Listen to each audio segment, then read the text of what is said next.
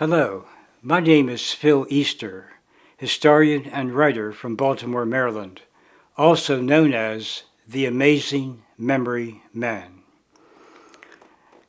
This is my YouTube channel, and I've had several stories so far, and today I'm going to speak about the historic 1972 Munich Olympic Games, which I attended 50 years ago in 1972.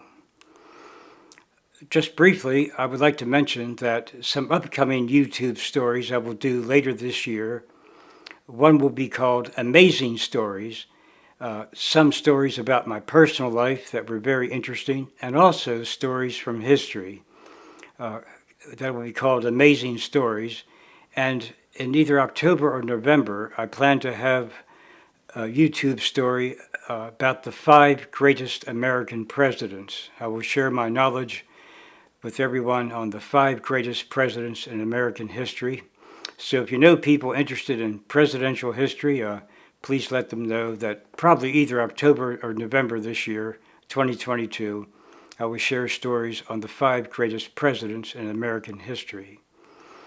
But again, today we are going to examine the 1972 Munich Olympics, which were one of the most important Olympic Games in history. Not only were there great sports performances by swimmer Mark Spitz, who won 7 gold medals in swimming, and Olga Korbut in gymnastics, whose performances electrified the world in her new techniques and became very popular in America, even though she was from the USSR. She's the lady who made gymnastics a really major sport, watching on television especially. And also Frank Shorter, the first American to win the marathon since 1908.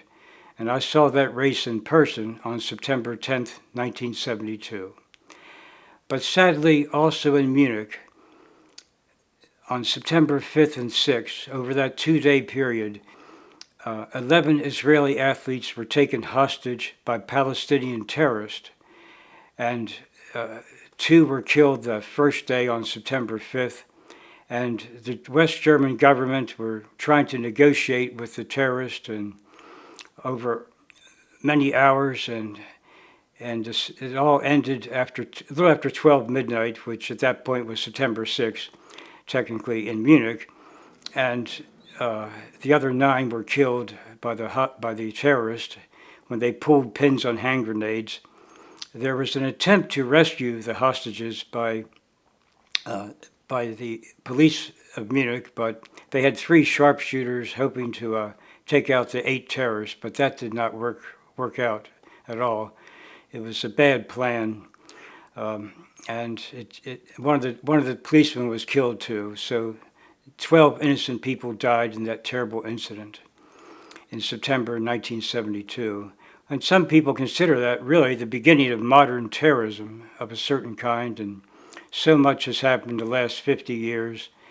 The event of September 11th, 2001, the most famous, of course, because sadly so many people died, close to 3,000 that day. But the Munich Olympic event was a time when the news media started to use the terms terror or terrorism quite a lot.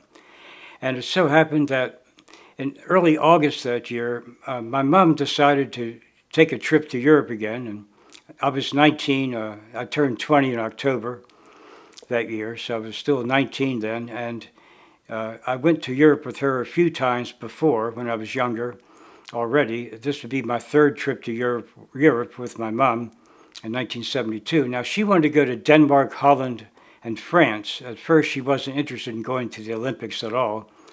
But I said, if we're going about that time period, couldn't we try to get tickets for at least a few days? And so she knew that because I loved running so much that I would like to see some of the great track athletes and some other sports too. Earlier that year, on April 17th, I ran the Boston Marathon, the first of 5 times. And a few years before that in high school, starting in 1968, I ran cross country and track a few years in high school. As I say, I was interested in long distance running. and I wanted to watch the best athletes in the world. I'd already watched the Mexico City Olympics on TV in 1968. So she said, okay, well, we'll try to get tickets just for the last few days. So in that year, Americans had to go through the AAA, the American Automobile Association, was the American organization that had tickets for Americans. 4 years later, I also went to the Montreal Olympics in 1976. At that time, it was Montgomery Ward. So apparently different companies had the contract in those days. It's long before the internet, where you get tickets other ways. So in those days, usually one company was contracted for each Olympics for American spectators. So we had some tickets sent up from the state of Alabama to Baltimore, and we had to go down to the main post office and sign for that, a special letter, a delivery. And so I was all excited, looking forward to the Olympics. And we left on September 1st, 1972. We flew from Baltimore to New York, and then we flew from New York City to Copenhagen, Denmark. Because my mom knew some people who lived in Denmark that she knew years earlier. Before I was born, she worked at our U.S. Embassy in Holland at The Hague, and she met some people there. So it had been many years, over 20 years since she had seen them, and they had moved to Denmark at this point. So we stayed with that married couple a couple of days, and then on the evening of September 5th, we boarded the train in Copenhagen and overnight train to Munich, arriving the next morning. But while we were on that train on the night of September 5th, as when we noticed these other people on board. They were mostly from Denmark, and they were listening to a transistor radio, and they seemed all excited and rather upset, and we didn't know what was going on. But one of them spoke some English, and he was nice enough to come over and tell us that people had been shot in Munich, and the Munich was closed down. Well, it wasn't very closed down, but these early sketchy reports, and that's when we heard about this event, but we didn't know exactly what happened at that point. We did not know who the victims were, who the culprits were, or if this was involving hundreds of people or thousands. So it was very uneasy that we didn't get any sleep that night on that train. But we did arrive around 6 or 7 in the morning, and so we would stay at a bed and breakfast house in the suburbs of Munich. But we first just went to a hotel nearby to just get a little organized, sit there a little while in the lobby, and they had a TV on, and apparently there was a memorial service already at the main Olympic Stadium. So instead of seeing a sports event that first day, even on TV or whatever, it was like a memorial service for those athletes arranged. But the Russians and East Germans and other communist countries did not want their athletes to go to that memorial service, which I think is just terrible. That's because their governments, they had disagreement with Israel on political issues. So, but you think here people have been killed, and you think they would at least have the courtesy to have some of the athletes, if they wanted to go to that service and not be under pressure from their coaches and team officials, not to go. Well, the International Olympic Committee was faced with a difficult problem. This had never happened before in Olympic history, anything like this. So there were some people who said that the rest of the games should be canceled. How can you go on and have more sports going on when people have died so tragically? But other people said, well, then you're giving in to the terrorist. And it's all, so it was a difficult decision they made, but I think they made the right decision. They decided for 24 hours there would be no athletic events. So everything would be one day later. So the tickets we had, as it turned out, what we were supposed to see on September 7th, 8th, 9th, and 10th, actually was then September 8th, 9th, 10th, and 11th. Everything was one day later, as September 7th was the official day of mourning. But you can imagine what this felt like. I mean, this terrible event, and we're looking forward to the sports, and we just arrived on the hours after this concluded. technically the second of the 2 days of this terrible tragedy, and it was a very different emotion, a switch of emotions. You're looking forward to a new city to enjoy and meet people. But we still did over the days. We met different people from different countries, which is interesting. And they did have a special book in downtown Munich somewhere, I think it's near the area called the Marienplatz. They had a remembrance book somebody put there, and you could sign your name and if you want what country you were from, in honor of sadly, the slain Israeli athletes.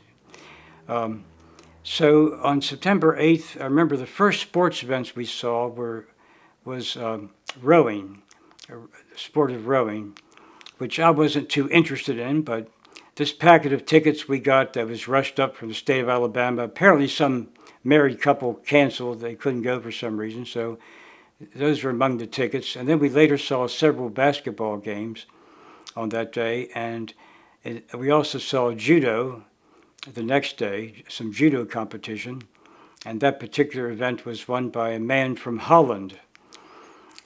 Now, we did not actually see Mark Spitz and Olga Korbut. They were the first week, and I'd seen them on TV. Mark Spitz had won 7 gold medals, and Olga Korbut won 3 gold medals in gymnastics. But I was really looking forward to the gold medal basketball game and the final day of track and field events. And so we went to the basketball arena on the evening of September 9th. The gold medal game between the United States and the USSR did not begin till 11:30 that evening, very late, really. Most sports events, wherever you are, probably would not start later than 9 o'clock in the evening, but for some reason that game was scheduled shortly before midnight, starting 11:30 p.m., so it would go past midnight and end on September 10th. But keep in mind, in this country, it was 5:30 in the afternoon, a 6-hour time difference, so it was still 5:30 Eastern time, which would be about 2:30 on the West Coast. But where we were, it was 11:30 at night. And so I was very excited to see the gold medal basketball game between the USA and USSR. The United States had never lost a basketball game in Olympic history, not only winning the gold medal every time the Olympics were held since 1936, but winning every game in the process. Well, we would see the most controversial basketball game ever played. It was a very close game this time, and the United States and USSR, with just a few minutes left, it was like a one-point battle. One team would score, go ahead by 1 point. And remember, there was no 3-point basket in those days. It was just a 2-point shot, and of course 1 point for foul shots, but no 3-point basket like there is today. With 3 seconds left, the U.S. was up by 1 point, 50-49. And then the last 3 seconds, the game ended. It appeared the U.S. had won the game. So many people were cheering. Most people were rooting for the United States. There were about 5,000 people in that arena. Well, not so fast.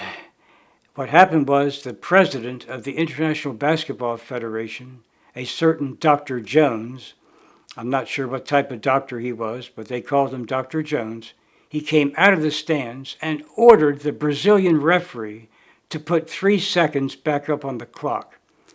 He said the Russians did not have time to set up that final play properly or something. People heard different things about that, but for some reason he ordered 3 seconds put back up on the clock. And sure enough, in those 3 seconds, Alexander Belov scored the winning basket for the Soviet Union. Final score, 51-50. Well, people were very upset, very angry. There would be no medal ceremony that night. It would be reviewed overnight by a panel of five members of the International Basketball Federation. But we heard later the next day, by a 3-2 decision, they still ruled in favor of the Soviet Union. The USA players did not accept their silver medals. Now, sometimes I would call that bad sportsmanship, but in this case, I don't think so. They really felt they were robbed, and they did not accept those silver medals. And to this day, those 12 silver medals are in a safe deposit box somewhere in Munich. Well, we were really looking forward to track and field later that same Sunday afternoon, and so there were 9 final events that day in track.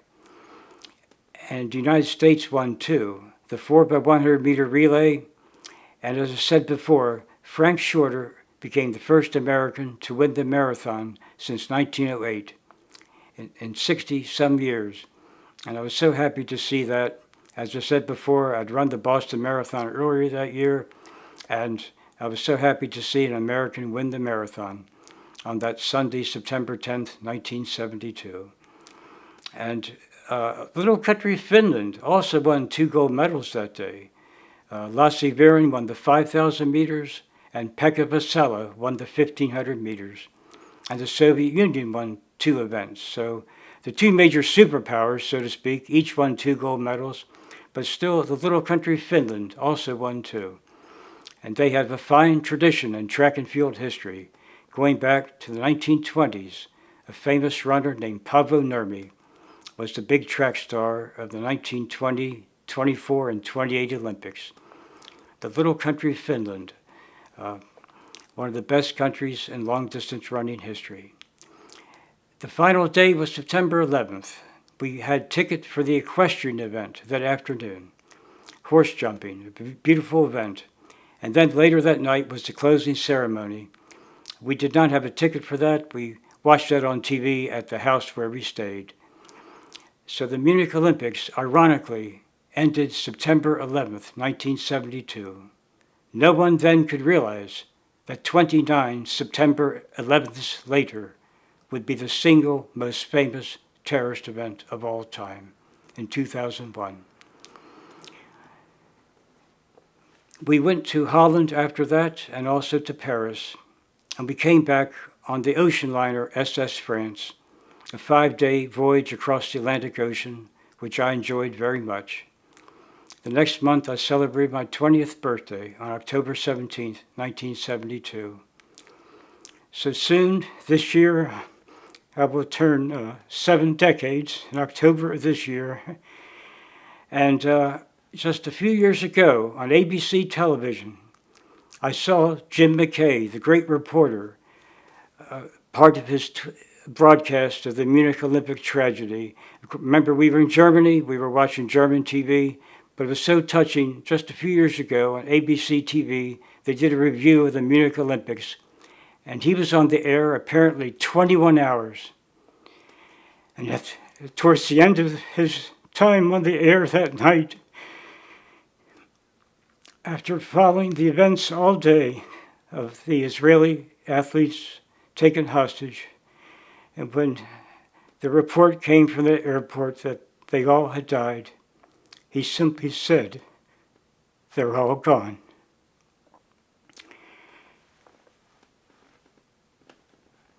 Those words resonate with me even so many years later. The 1972 Munich Olympics. Many great athletic performances, but also the sad story of 11 athletes from Israel murdered. This is Phil Easter, the amazing memory man. As the great CBS television newsman Edward R. Murrow said back in the 1950s when he finished his broadcast, "Good night and good luck."